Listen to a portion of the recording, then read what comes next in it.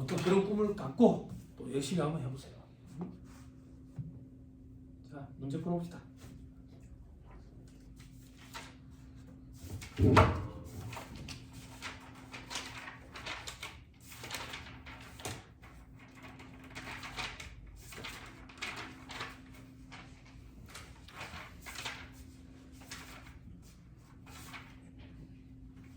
자, 1-75페이지 제 4절 돼 있죠?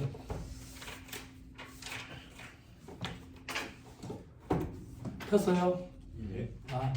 문제 풀어봅시다. 1-77페이지 7번으로 오세요. 법인세법상 인건비 송금 산입에 대한 설명으로 옳은 걸 고르라고 돼 있죠? 4번이 옳아요. 임원이 아닌 종업원에게 주총 결의에 의해서 급여 지급 기준을 초과해서 지급한 상여금은 전액 송금에 산입한다. 종업원한테는 그런 거 상관없다고. 그렇죠? 자, 나머지 틀린 보기 볼게요. 동그라미 1번. 법인이 임원에 대하여 퇴직 시까지 부담한 확정 기여형 퇴직연금 부담금은 전액 송금에 산입한다. 자, 매년 불입을 할 때는 송금 산입하지만 실질적으로 퇴직금 수령할 때는 한도를 갖다 대. 그래서 한도를 초과한 부분은 송금으로 산입하지. 됐죠? 그래서 전액 송금에 산입한다. 요게 틀린 말이야. 그죠? 자, 동그라미 2번에 상근이 아닌 법인의 임원에게 지급하는 보수는 법인세법상 부당이익 계산 부인에 해당하는 경우에도 송금에 산입한다. 비상근 임원에게 지급하는 보수도 송금 인정된다 했어요. 다만 부당이익 계산 부인에 해당하면 송금으로 산입이 된다고. 됐죠? 동그라미 3번 파견 근로자 보호 등 관할 법률에 따라 파견 근로자를 위해서 지출한 직장 문화비, 직장 회식비 이런 것들은 기업 업무 추진비로 보는 게 아니라 우리 회사 직원을 파견 보내놨는데 그 직원한테 복리후생비 제공한 거라고. 복리후생비야. 접대비가 아니라. 거래처 직원한테 이런 걸 제공하면 접대비가 되는 거지. 그죠? 혼용해서 쓸게요. 그냥 접대비라는 용어 나와도 기업 업무 추진비가 아직 입에 안 들어가. 동그라미 5번에 내국법인이 직원에게 이익 처분에 의해서 지급하는 성과 배분 상여금은 송금에 산입한다. 이 멘트 꼭 추천하는 거 암기하고 들어가. 송금 불산입이야. 송금 불산입. 됐죠? 자, 이 멘트 왜 꼭 기억하라는데 이게 오답보기로 반복이 돼.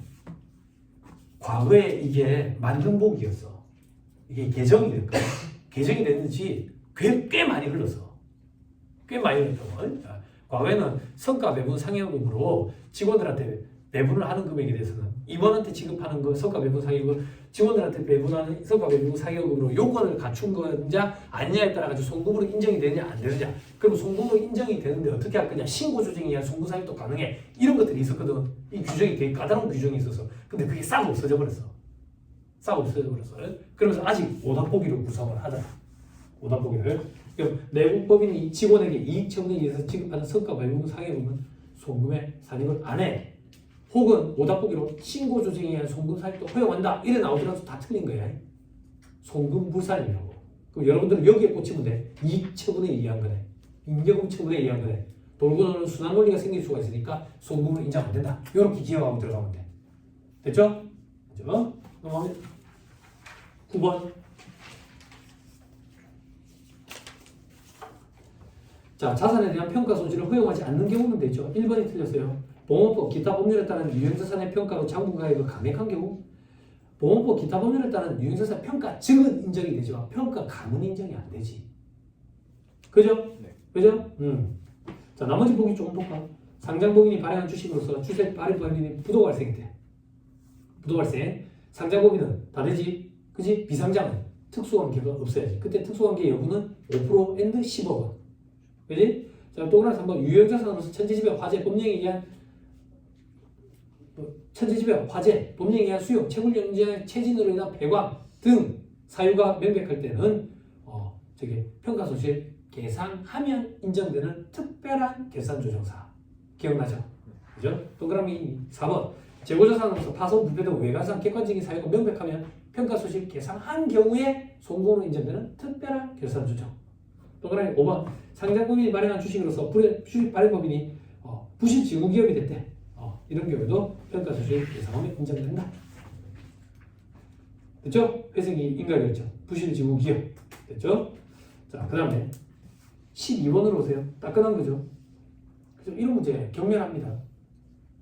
여러분들 어떠실지 모르겠어요. 몇 개냐 이거야. 3개가 정답이거든.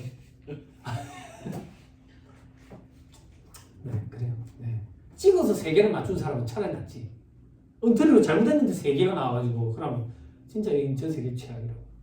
자, 그냥 순서대로 할게요.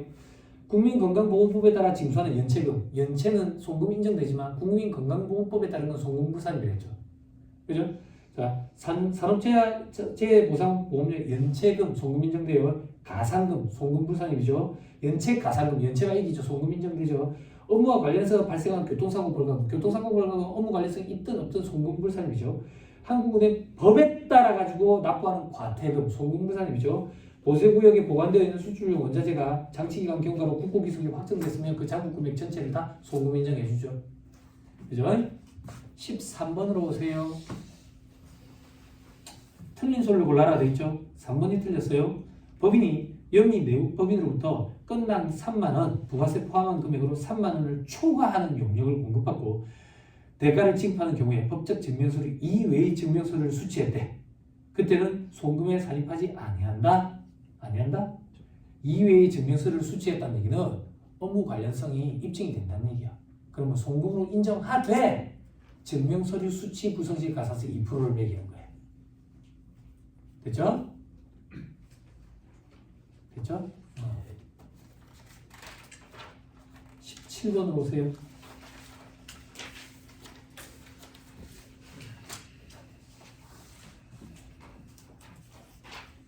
자, 세무조정이 필요한 것을 모두 고르래.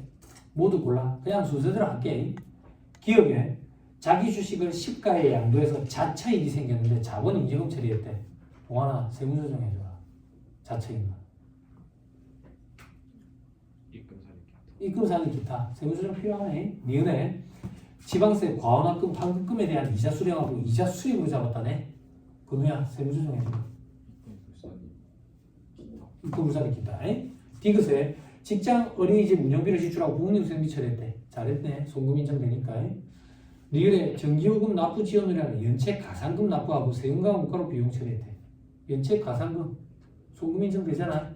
그지? 잘했네. 그죠? 미음에 법인의 임직원이 아닌 지배주주한테 교육훈련 및 대주면 안 된다 했잖아. 그지? 그러면 저기 보안아 세무조정 해줘라. 송금불산. 송금불산이 배당 주주니까. 자, 비읍에 직원에 대한 확정 기여형 퇴직연금 부담금을 납입하고 퇴직급여로 비용 처리했대. 잘했네. 됐지? 나중에 이걸 실질적으로 퇴직해가지고 수령해 갈 때 한도정산이 이루어진다. 됐죠? 자, 다 풀어줄 거 아니에요. 19번으로 오세요. 19번의 두 번째 줄 송금불산입되는 금액을 옳은 것은 돼 있죠? 그죠? 바로 3번 한번 봐보세요. 단기손익인식 금융자산 평가 소실 돼 있죠? 그죠? 평가 소실 계산한 사유가 뭔지 한번 보자. 단기 초에 1,000만 원에 취득한 비상장 주식이 있어. 근데 그 주식을 발행한 법인이 부도가 발생했네. 부도가. 그래서 시가가 200만 원대 되는 거야. 그럼 차이가 얼마야? 800만 원에 그걸 평가 손실을 잡았네. 평가 손실. 그누야. 이 단기손익인식 금융자산 평가 손실 이거 송금으로 계산하려면 어떤 요건을 갖춰야 되냐? 주식 발행한 법인이 부도 발생했다네. 상장이면 다 되지. 비상장이면 특수관계 여부를 판단해봐야지. 근데 특수관계 여부는 5% 이하 and 10억 원 이하. 근데 지분율이 몇 프로래? 5% 이하 10억 원 이하 요건에 충족돼? 안 되지. 그러면 전액 다 송금불산이지. 돼요? 네. 돼요? 네. 네.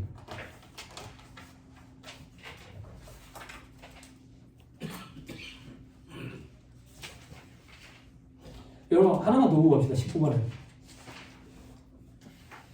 괄호 5번 업무무관 토지의 취득세 700만 원 돼 있죠? 이거 어떻게 해야 돼? 송금산이 업무무관 토지에 대한 취득세 보완화 송금 인정돼 안 돼? 인정되지? 인정되지만 회사가 이걸 비용 처리하면 어떻게 돼? 유보. 송금불산의 유보라는 세무조정을 해야지. 이 문제 첫째 줄 끝에 손익계산서의 비용으로 계산해놨대. 송금불산이 되는 금액을 물었어. 송금불산을 유보해야지. 소연아 되니? 다시 마지막으로 한 번만 더 하는 거야. 송금으로 인정이 안 돼서 송금불산임이 아니라 송금으로 인정이 되되 자산원가를 구성해야 되기 때문에 송금불산임이라는 세무조정을 한 거야. 응? 됐어요? 21번 다음 자리를 이용해서 영리 넣고 주식회사 이 사회적 기업이 안 한다. 그지? 요걸 딱 읽으면 어떤 느낌이 오는데 왠지 기부금일까? 이런 느낌이 오거든. 근데 계속 읽어볼게. 25기 4년도 2025년 풀이네. 그지? 소득금액 조정 합계표상 가산조정과 차이조정 금액을 계산하면 얼마인가 됐지. 그지? 소득금액 조정 합계표상 이래 돼 있네. 소연아, 그지? 그러면 뭐는 하지 말라는 소리야? 뭘 하지 말라는 소리야? 기부금 한도와 관련된 세무조정은 고려하지 말라는 소리지. 기부금 한도 초과액, 송금불사립 기타 사유출, 기부금 한도 미달액 송금사립 기타, 요거는 소득금액 조정 합계표에 나타나지 않는다 했잖아. 그지? 기억나요? 그지? 그지? 소득금액 조정 합계표에 나타나는 것만 해보래. 재밌죠? 재밌는 거예요. 자, 괄호 1번 단기순이익에서 시작하자. 괄호 2번 비용으로 처리된 기업 업무 추진 비중 한도 초과액이네. 그지? 그 누냐? 세무조정 해줘라. 소득처분은 기타 사유출.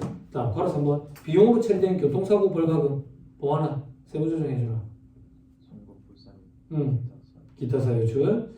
괄호 4번에 비용으로 처리된 일반 기부금 중 한도 초과액인데 보완화 세무조정 해줘라. 송금불산임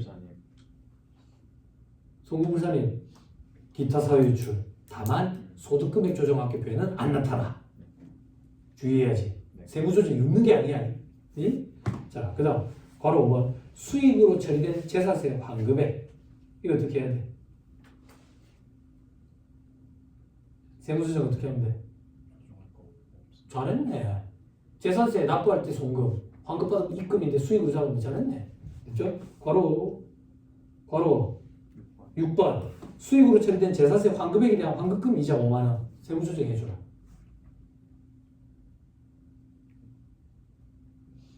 소연아, 세무조정 해줘라.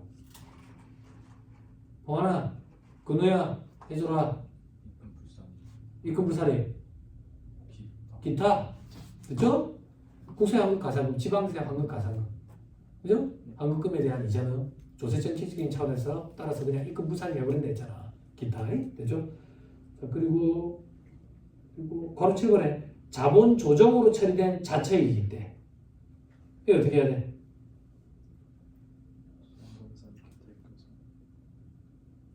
응? 입금산입 기타.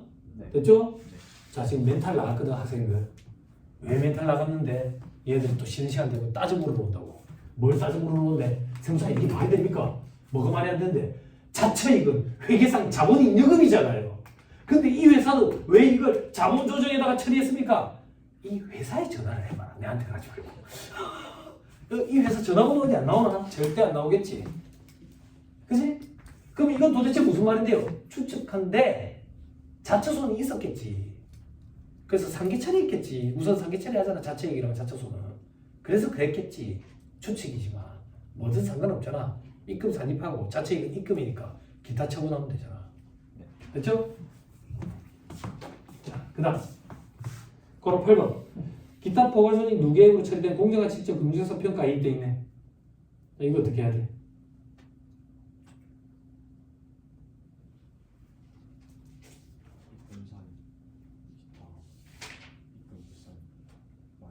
그렇지. 입금산입 기타하고 소금산입 마이너스 1거지. 요거지. 지분주권이라고 생각해보자. 다른 회사 주식을 취득했어. 근데 기타 포괄손익 공정가치적 범주로 분류했다고. 그게 1,000원짜리야. 1,000원짜리. 돈 1,000원. 근데 이게 2,000원이 됐대. 그럼 기타 포괄손익 공정가치적 1,000원 늘리고 여기 평가이익 1,000원 잡아야 되잖아. 이 평가이익 1,000원은 기타 포괄손익이잖아. 그럼 세무조정을 하면 어떻게 된대? 요거는 이미 평가직이니까 세법에서 인정이 안 되지. 인정이 안 되니까 부인시켜야지. 부인 어떻게 시키노? 평가이익이랑 기타 포괄손익이 대변에 있네. 입금산입 기타. 그리고 기타 포괄손익 공정가치적 금융자산 자산 감액시켜야지. 소금산입 마이너스 6. 마이너스 6. 이렇게 봐야지. 됐죠? 그럼 소득금액 조정 합계표에 미치는 가산 차감 조정은 없네. 그지? 네팅 돼버리니까. 물론 소득처분은 다르지. 자, 다음에 자 23번으로 오세요.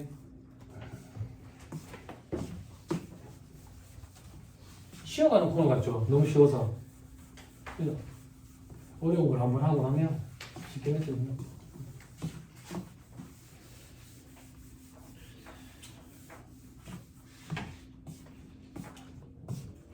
자, 다음 자료를 이용해서 주식회사 노무의 제25기 사문도 2025년 풀입니다. 가산주종, 차감주종 순 차이는 여러분들이 하세요. 다만 논문은 체크하세요. 퇴직급여 지급 규정 없대요. 그럼 한도 계산해야 돼요. 2순위의 한도 계산 산식. 그리고 급여 지급 규정도 없대요. 그럼 이걸 보자마자 뭐 하라 했어요, 제가? 뭐라고? 뭐를? 임원 상여금. 빨리 임원 상여금 찾아가 보세요. 어디 있어요? 괄호문에 상무이사 상여금 얼마라고 되니? 거기에 바로 송금부사님 상여 쓰는 거야.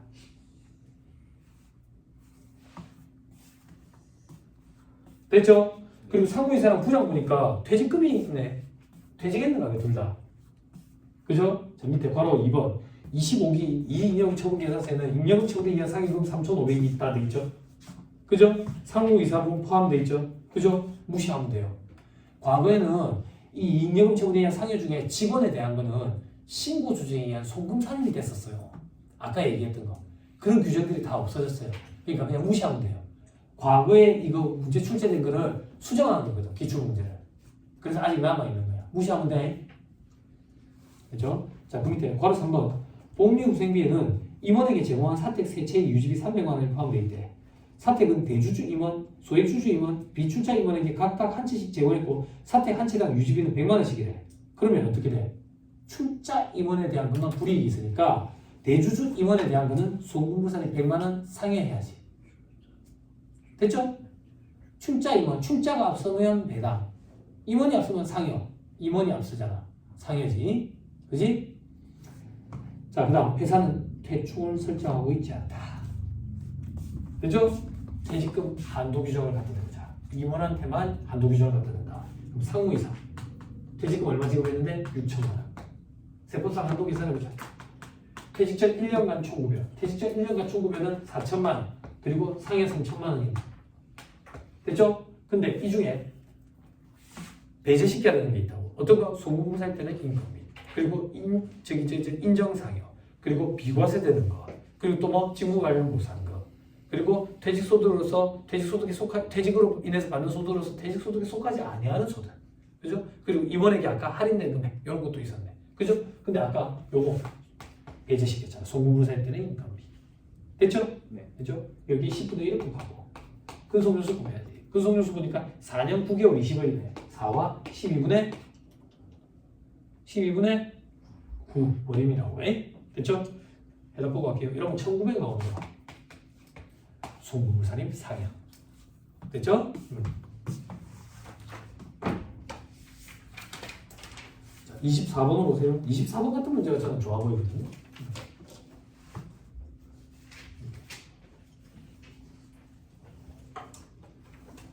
자, 주식회사 A는 25기 사항은 2025년 풀이에요. 임원 갑한테 상여금 3천만 원, 급여 규정상 한도 초과액 700만 원이네. 송금부사님 상여지 뭐야? 바로 쓰고, 그지? 요거를 포함해서 지급했대. 포함해서 그 주식회사 A가 임원 갑의 인건비를 다음과 같이 회계 처리했을 때 상황 1과 상황 4에 대한 세무조정을 해보래. 좀 아쉽게 1, 2, 3, 4 다 물어봐주지. 안 그래? 좀 아쉽지? 아쉬우니까 우리는 1, 2, 3, 4를 다 해자고. 응? 예? 자, 상황 1은 어디에 달려있는데 이 임원이 영업 담당 임원이래. 사무직이야, 사무직. 그 밑에 상황 3은 건설본부 담당 임원이래. 현장직이야, 현장직. 27기의 완공 예정, 지금은 25기야. 본사 건물 신축 중이네, 건설 중인 자산. 그 옆에 컨테이너 박스가 달아놓고 일하고 있는 사람인가 봐. 임원인데. 자, 오른쪽에는 회사가 이걸 건설 중인 자산으로 달아봤으면 어떻게 할 건데? 혹은 비용 처리했으면 어떻게 할 건데? 이 얘기야. 따라왔어요? 순서대로 하나씩 다 합시다. 상황 1. 이 임원에 대해서 상여를 지출했는데 임원이 본사 소속 임원이래. 근데 이 임원 상여금 3천만 원을 건설 중인 자산에 다 잡아놨대. 그러면 건설중위 자산으로 잡으면 안 되니까 일단 자산을 감액시켜야지. 송금 산입 3천만 원 마이너스 유보. 그지? 그리고 700만 원은 송금 불산입되는 인건비지. 송금 불산입 700만 원 상여.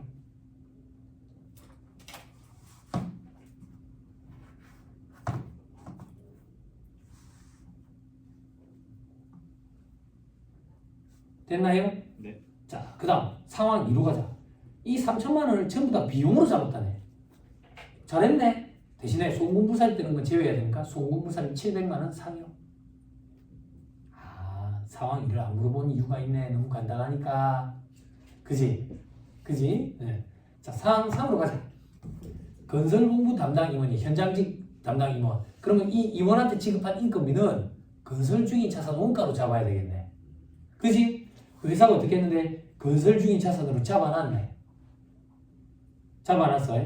그지? 그럼 잘했네. 잘했어. 다만 700만 원은 송금부사입 항목이지. 송금부사입 되는 인건비는 자산원가를 구성할 수가 없지. 700만 원만큼 자산원가를 감액시켜야 되네.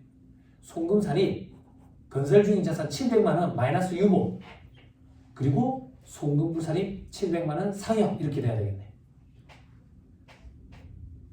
됐죠? 네. 자, 마지막 상황 4. 비용으로 잡아놨네.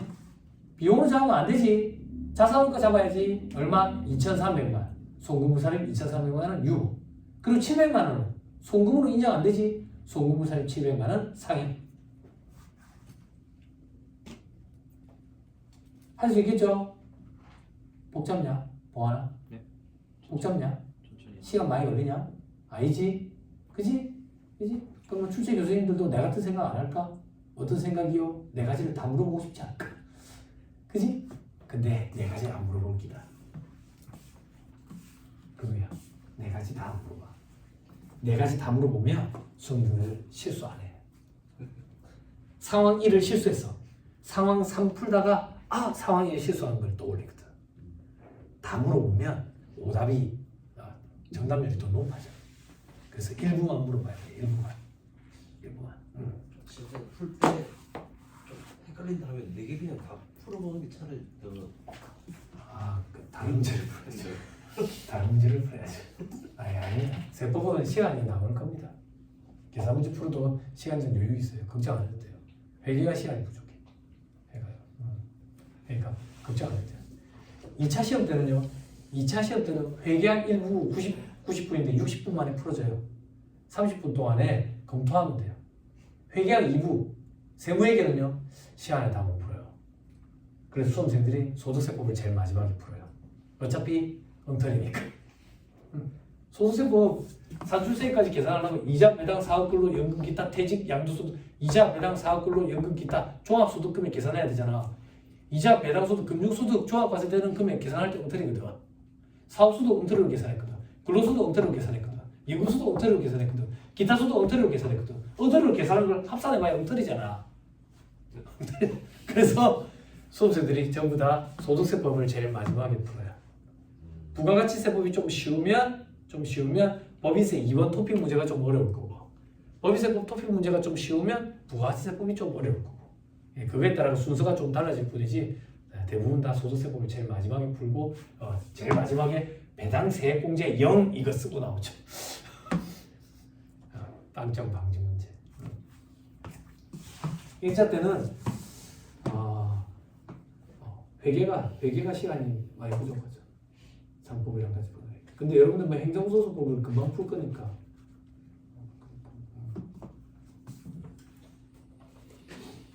자, 됐죠? 네. 됐습니다. 너가 자꾸 하리보 젤리를 먹고 있으니까 아차 싶다. 그래, 얘도 어린애인데 너무 잔소리만 해. 우리 집 애들 하리보 먹고 젤리 먹고 있거든. 아니 당 떨어지시면 드셔도 돼요. 이게 뭐 먹어도 돼. 숨겨서 먹을 필요 없어. 이거 군대 아니잖아. 그리고 요즘 군대는 달라졌어. 안 그래? 근우야, 너 초코파이 어디서 먹었냐? 군대에 있을 때. 화장실에서 초코파이 먹어본 적 있냐? 군대 달라졌다고. 예전에는 이제 화장실에서 초코파이랑 바나나 우유 이런 거 먹고 그랬지. 종교행사 이런 데 가면 동기들 가서 마주치면 동기가 지나가면서 인사하는 거야. 이렇게 종교 행사 때 이렇게 스치지 않으면서 잘 지내나? 요즘 어떻게 지내는데? 이렇게 잘 지냈어 봐. 가만히 서 있으면 갑자기 금방 바지에다가 손이 쑥 들어오고 나중에 먹어라. 가고 이제 바나나를 챙긴다. 바나나를 챙겨줬어. 그럼 화장실에서 그걸 먹으면서 눈물을 막 흘리는 거지. 너무 고마워가지고 노사훈련소에서 정말 그래서 노사훈련소에서 종교에서 갔는데 막 종교들이 웅성웅성거리고 난리 나서 확성기로 다들 앉아있으라 하고 근데 종교들이 흥분해가지고 막 몰리는 거야. 알고 봤더니 국가대표 축구선수가 온 거야.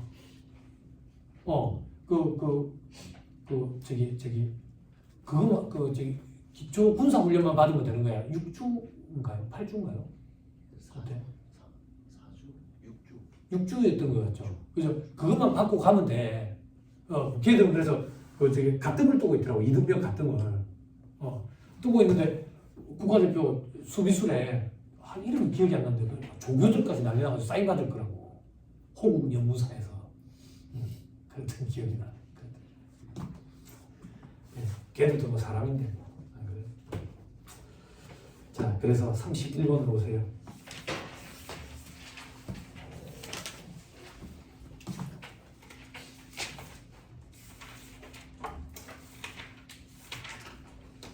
자, 업무용수자 문제 좀 풀어봅시다.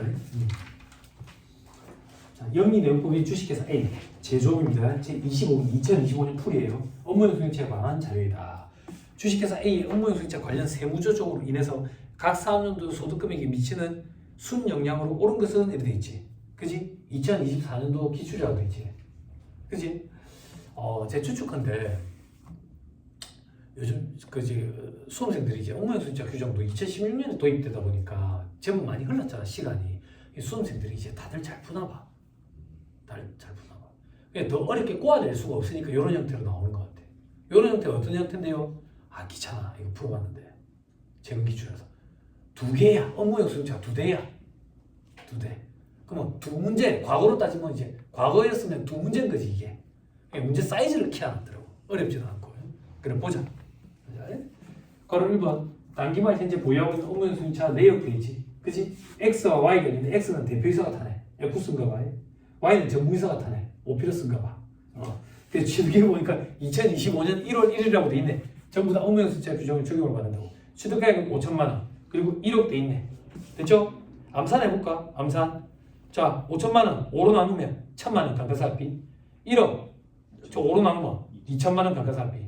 회사는 감가상각비 얼마 계산했는데 어디 자료가 있을 거야. 저 괄호 2번에 보니까 X 1천만 원. 회사가 1천만 원. 이거는 회사가 1,800만 원. 이제 세법상은 1,000만 원. 차이가 없어, 그지? 자, 세법상은 2천만 원. 차이가 있네, 그지? 세무조정해야지. 송금 탈입. 감지신고 조정사항이니까 200만 원 마이너스이고. 자, 그러면 여기서 하나만 짚고 넘어가자. 문제 바로 풀기 위해서. 세법상 인정되는 감가상각비 얼마인데? 2천만 원이야. 감가상각비는. 됐어요? 자, 이제 계속하자. 자, 그거 말고 업무용수자 관련 비용에 보험료라든지 자동차세가 400만 원, 500만 원 이런 거 있네.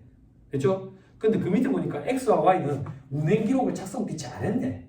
운행기록 작성 비치 안 하면 어떻게 돼? 1,500만 원까지만 인정이 되지.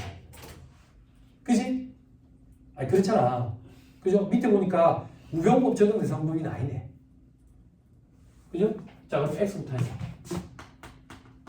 1,500까지 인정되는데 총 합치니까 얼마인데? 감가상각비도 합쳐야 되거든. 1,400이네. 1,400만 원 전액 다 송금 인정되네. 됐죠? 자, 여기로 가자.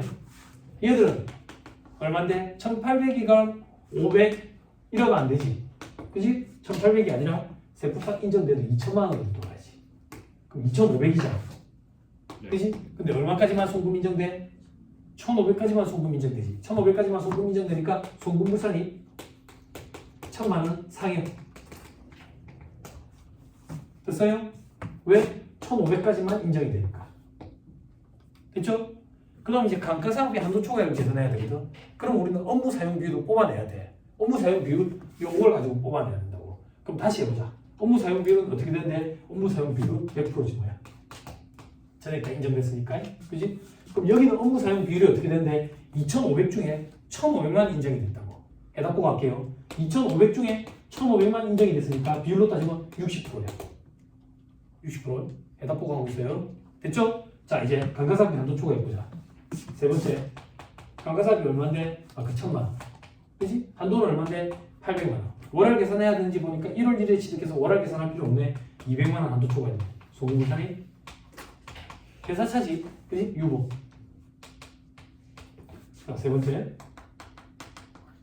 감가상각비 얼마인데? 이거 2천만 원이지. 그지? 요 중에서 얼마만큼만 인정이 됐는데 40%만큼, 60%만큼 인정이 됐다고. 그럼 부인된 건 얼마인데? 40%는 이미 부인돼서 여기 들어가 있어. 그럼 인정된 거 다시 60%. 요것과 800만 원을 비교해야지. 언제 취득했는데 1월 1일. 월할 계산할 필요 없네. 이거 얼마인데? 400만 원. 소금계산이 이거. 와, 쉽지? 쉽지? 느낌이 팍 온다.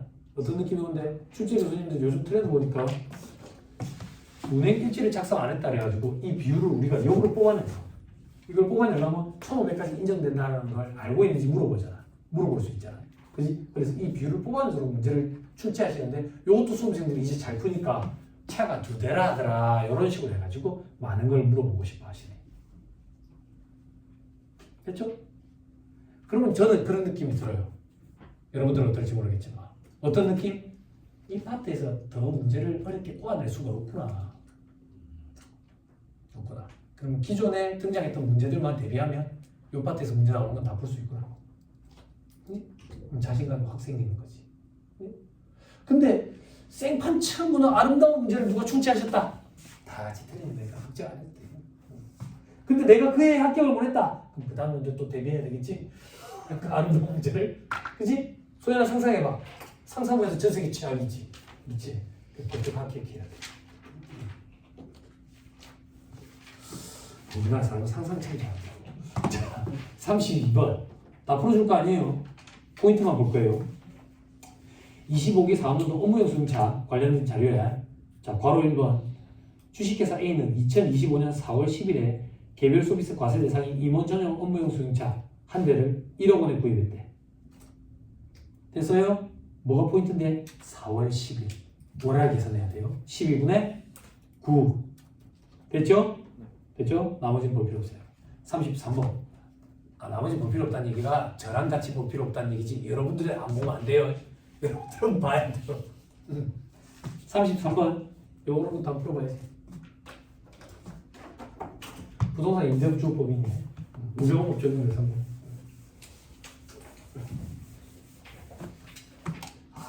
우리 다음 주는 저반에서 합시다. 응? 저반은 제가 좀 빨리 죽을 수 있지만 손으로 치울 수 있거든. 다음 주부터는 또 도마강인가? 네.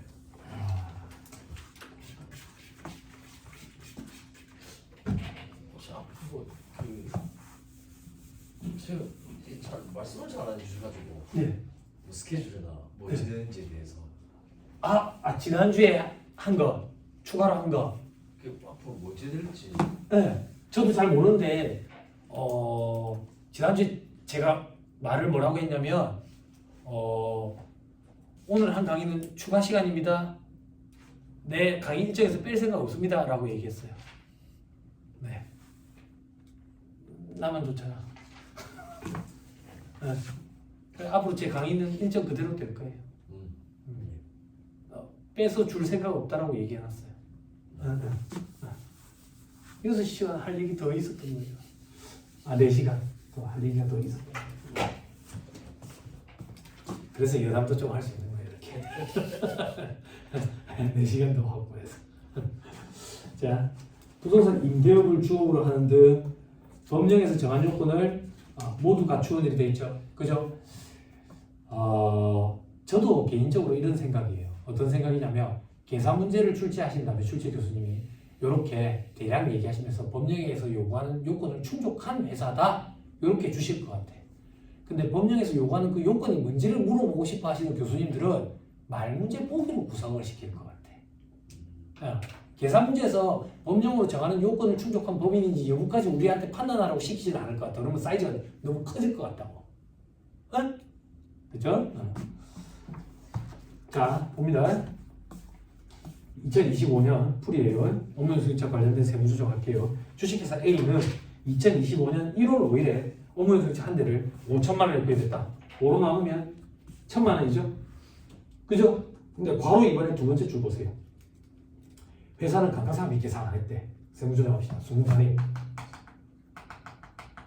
1,000만 원 마이너스 6이고요. 됐죠? 그럼 이제 감가상각비는 1,000만 원이 된 거예요. 자, 그리고 바로 이번 그거 말고 차량 유지비가 600만 원이 들었네. 그지? 그럼 두 번째 감가상각비 1,000만 원에 기타 유지비 600만 원 합친 거. 여기에다가 업무 사용 비율을 해야지. 자, 괄호 3번 보니까 관리 내역은 다음과 같다. 대표이사고 업무 전용 자동차 보면 가입했는데 운행 기록 작성 안 했네. 그러면 1,500만 원까지만 인정이 되지. 1,500만 원까지만. 그런데 부동산 임대주법이네. 500만 원까지만 인정이 되지. 그러면 500만 원까지만 인정이 되니까 나머지는 송금불살이 얼마? 1,100만 원 상해. 됐죠? 그럼 업무 사용 비율은 어떻게 뽑아내는데 총 1,600 중에 500만 원까지 인정된 거. 요게 업무 사용 비율이네. 분수로 어떻게 그냥. 됐지? 자, 세 번째. 감가상각비. 감가상각비 얼마인데? 1,000만 원. 곱하기 총 비용분의 업무 사용 비율. 요거랑 800만 원을 비교해야 되는데 언제 취득했는데? 언제? 1월 1일에 취득했네. 월화 계산할 필요 없네. 근데 우병법 적용대상 법이니까 한도는 400. 그죠? 해답 보고 갈게요. 이렇게 하면 얼마가 나오냐면 이게 마이너스가 나오더라. 마이너스 87만 5천. 세부수정 없다고. 됐죠? 네. 자, 34번으로 갑니다. 34번까지만 하면 끝이에요. 자, 주식회사 A는 제조업을 영위하는 영리내국법이니까 주식회사 A 25기 사업은 2025년 풀입니다. 업무연수증자 관련돼 가지고 송금불사에 뜨는 금액을 계산해봐라 그랬다. 자, 이거는 여태까지 풀었던 문제랑 뭐가 다른데? 리스예요. 리스. 자, 밑에 보자. 주식회사 A는 업무전용 자동차 보험에 가입했어요. 그리고 운행기록부 작성 비치하고 있고요. 상시근로자수 10명이니까 우병우법 적용대상법이 적용 그거 없어요. 해당 요구 없어요. 자, 그 다음에 바로 이번에 주식회사 A는 리스회사인 주식회사 B에서 25기 초에 운용 리스 기간 3년이랍니다. 임원 전용 업무용 수용차를 임차를 했어. 됐죠? 자, 25기 사업년도에 발생한 업무용 수용차 관련 비용은 다음과 같다 돼 있죠? 자, 리스료가 얼마인데? 리스료 3천만 원이네. 그치? 이 회사에 얘기해가지고 리스 회사에서 리스 스케줄표 받아달라 그러면 상세 내역을 받아다 주거든. 그 상세 내역을 보니까 3천만 원 중에 보험료가 300이고 자동차세가 200이고 그리고 수선 유지비가 175만 원이더래. 그 감가상각비는요. 요걸 차감한 게 감가상각비야. 요걸 차감하면 감가상각비가 얼마인데? 2,350만 원이에요. 2,350만 원. 옆에 좀 써놨어요. 그죠? 그거 말고 기타 유지비가 또 300이 있네.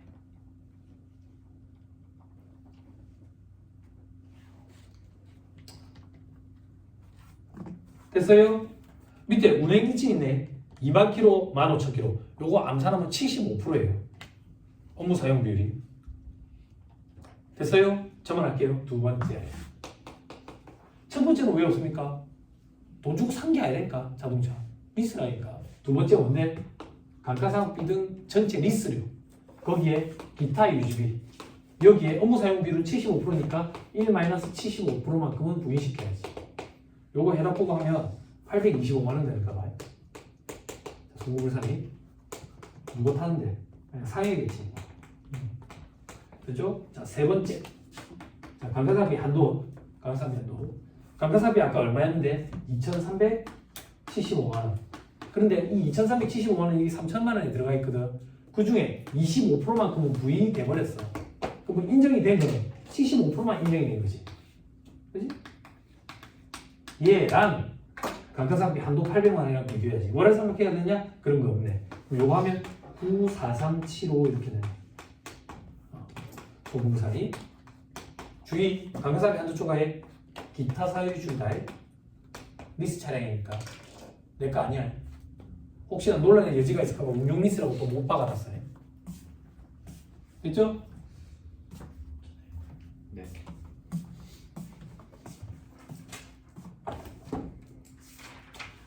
다 했습니다. 잘 못했습니다. 운동 명상범위 해봤고 리스 해봤고 그리고 좀 운행일지 작성 안 한 거 해봤고 그죠? 그러면 빠진 건 뭔데? 업무전용 자동차 보험에 가입 안 한 거에 빠졌다고. 업무전용 자동차 보험에 가입 안 하면 전액 다 송금불산액. 됐죠? 됐죠? 그럼 한도 초과 여부 따질 것도 없지. 됐죠? 하나만 더 개정된 법 때문에 8천만 원 넘는 건데 업무전용 자동차 보험 저거 번호판을 안 했대. 그러면 또 전액 다 송금불산액. 됐죠? 아니 요즘에 그 최근에 그게 자꾸 이슈돼가지고 부수청에 전수조사 한다니까는 세계에서 이런 걸 조작해가지고 8천만 원 밑으로 떨어뜨린 거잖아. 일부 현금 결제를 해가지고 우리 시험에 이슈되는 게 사회적으로 이슈되는 그 시대 상황에 이슈되는 것들이 좀 출제되는 경향들이 또 있거든. 그래서 그런 것도 조금 알고 계시면 도움이 안 되겠나 싶어요. 자, 그다음 객관식 체계 순서대로 갑니다. 네, 적대비로 갑니다.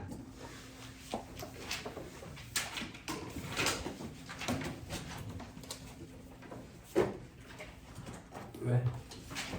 힘들어? 아니다. 접대비랑 기부금 같이 돼 있는데 접대비까지만 읽고 문제 풀고 기부금은 또 기부금대로 별도로 할게요. 한목에 다 하면 여러분들 기억에 남는 게 좀 힘드니까 쉬어야 되나? 시간이? 조금 더 합시다. 자, 기업 업무 추진비 돼 있죠? 기업 업무 추진비란 제가 표현하는 표현 나오죠? 접대, 교체, 사례 그런 거 상관없어. 그냥 업무와 관련 있는 자에게 업무를 원활하게 진행하기 위해서 지출한 금액. 그러니까 특정인에게 업무와 관련해서 지출한 금액. 이거를 접대비라 한다. 밑에 동그라미 2번에 있지. 그지? 근데 업무와 관련이 있는데 불특정 다수에게 지출한 거는 광고 선전비로 전액 송금 인정되지. 그지? 그죠? 업무와 관련이 없으면 특정인들은 불특정 다수든 상관없이 기부금 처리되지. 그지? 됐죠? 이걸 구분하는 이유는 송금으로 귀속시킬 수 있는 금액의 차이 때문에. 그지? 전액 귀속되느냐, 한도 내에서 송금 인정되느냐 그런 차이 때문에 구분하는 것이 굉장히 중요하겠다. 밑에 시험 문제 나오는 거. 광고 선전 목적으로 기정한 부품은 광고 선전비로 송금 인정되는데 만약에 특정인한테 있대. 특정인한테 광고 선전비를 지출했다는 얘기는 불특정 다수가 아니라 특정인이 되버리면 접대비가 되버린다고요. 접대비. 그렇지만 소액까지는 광고 선전비로 봐주겠대요. 얼마나 소액이어야 되는데 거래처당 연간 5만 원까지. 근데 연간 5만 원을 따질 때 3만 원 이하 부품은 배제하고 연간 5만 원을 따지겠대. 그죠? 초과하면 어떻게 되는데 초과하는 금액만 접대비 아니 전체를 접대비로 봐. 한도 15인 계산 들어가야 된다고요. 다음 페이지. 의제 접대비라는 게 있네. 접대비로 의제하겠다는 얘기네. 직원들이 조직한 조합이나 단체가 있대. 거기에 복리시설비 명목으로 돈을 좀 대주는데 그 단체가 법인이래. 힘이 막강하겠네. 그럼 잘 보이기 위한 거니까 접대비로 보겠다 그 얘기야. 그게 아니고 법인이 아니면 격리 일부로 보겠다는 얘기는 나이뮤지스 격리를 얘기하는 게 아니랬다. 그지? 그냥 회계처리를 하는데 비용 처리를 하든 뭐 자산 처리를 하든 저거 알아서 한다 그 얘기야. 됐죠? 자 밑에 채권 포기에 그죠? 업무 관련성이 있으면 접대비, 업무 관련성이 없으면 기부금, 특수관계에서 조세부담, 부담 감소 목적이면 부당이익 계산 부인. 이것도 아니고 정당한 사유가 있으면 전액 송금 인정. 기억나요? 요거는 어느 파트에서 봤어요? 채무의 출자 전환할 때 했죠. 그죠? 출자 전환하면서 내가 주식을 받아왔어. 그지? 주식의 취득가액은 10까지. 그러면 처분 소지를 발생하지. 그 처분 소지를 이렇게 처리하는 거지. 그지? 기억나요? 동원아 페이지 빨리 한 번만 읽어줘라. 언니 오빠들 가르쳐주는 거 강의할 건 아니고. 선생님아 페이지 좀 읽어줘. 화면으로 보니까 잘 안 돼.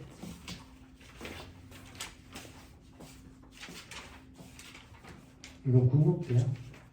플렉스를 좋아. 플렉스는 한 화면에 2페이지씩 띄어서 볼 수 있어. 그게 큰 차이잖아. 플렉스는 도리어 더 싸. 굿노트보다. 예전에 나도 굿노트 썼다가 시행착오를 겪었지. 플렉스를 제 자격을 짜게 됐지. 2페이지씩 보니까 훨씬 더 쾌적하다고 느낌이. 파일 여러 개 띄어가지고 동시다발적으로 보고. 페이지 좀 엮어주라. 뭐야?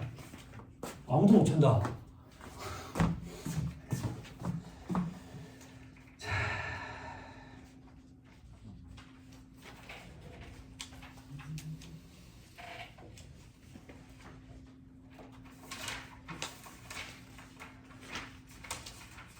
자, 여러분 4-119페이지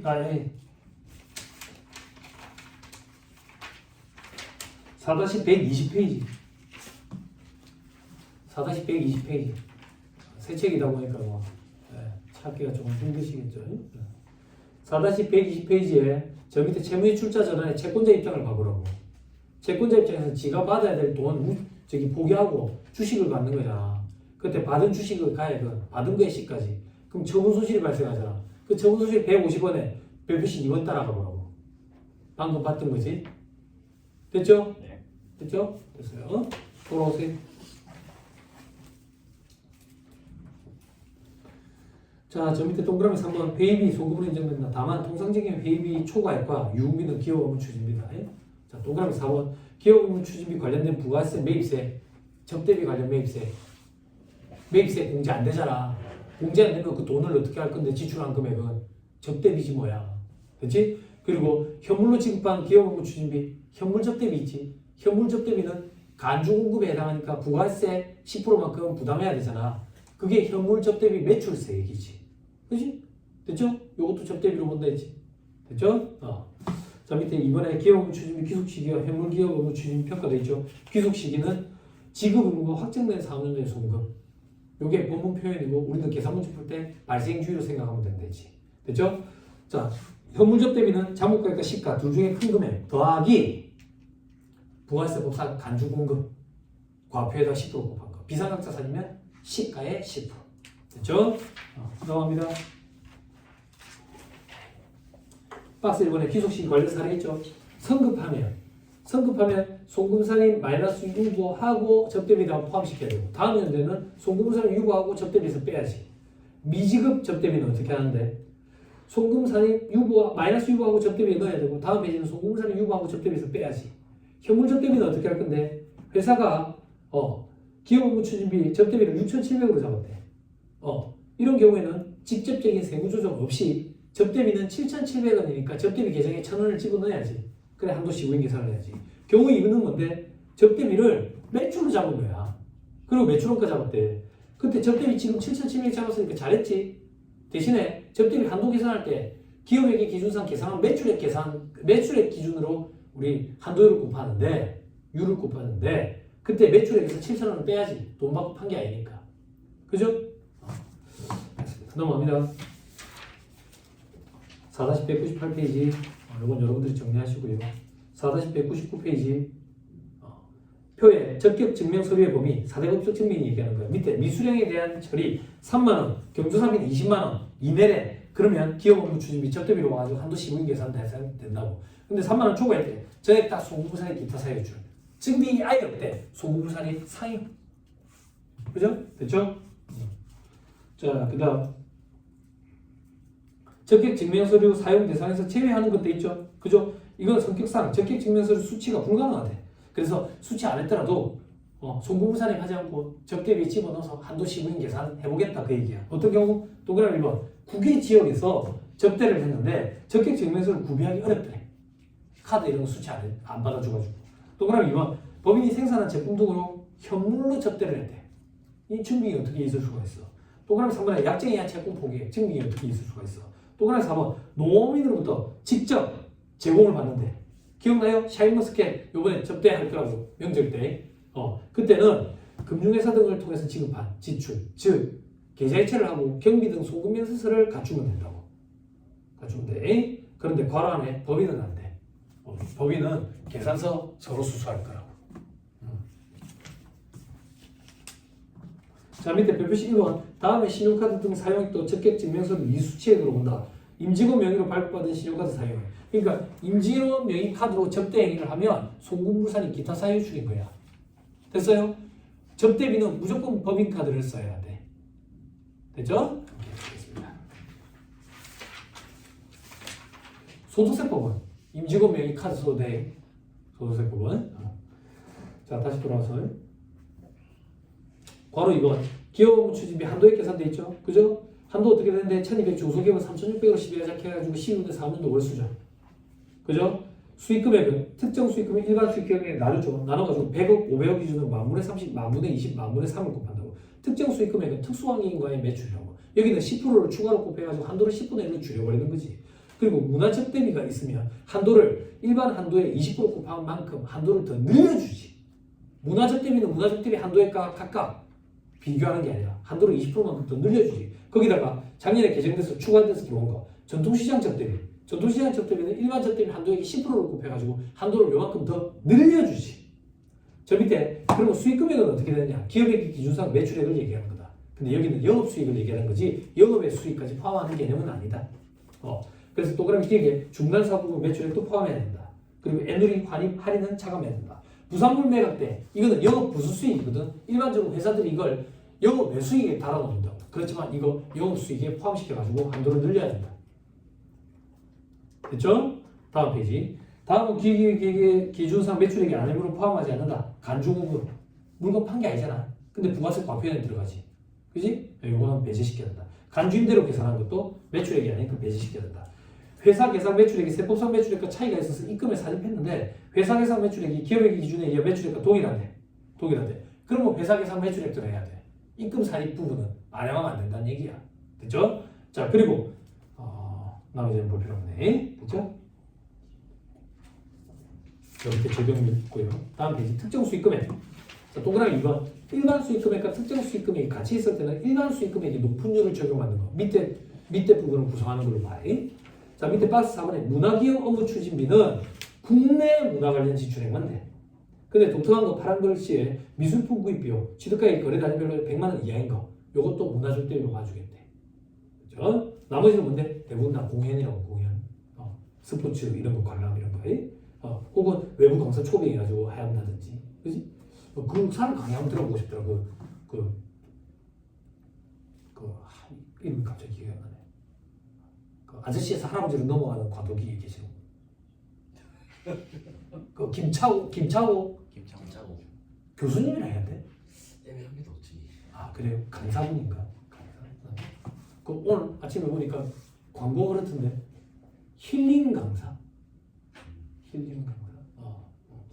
강의를 좀 들어보고 싶긴 하더라고요.